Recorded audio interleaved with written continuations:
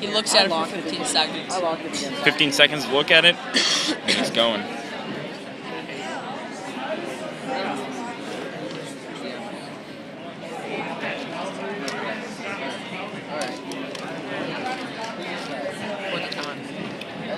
You can't see it.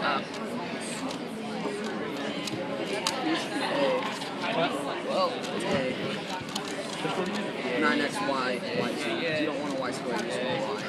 Hang on. So what you do is, when you have these variables and stuff, you want to make pairs of them. So since you have three, you make one pair, so you go back here. Since you have one, you go Get it, man.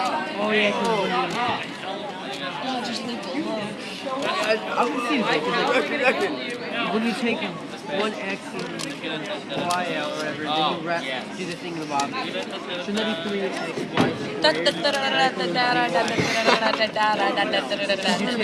and you take one out. 52 seconds. 52 seconds.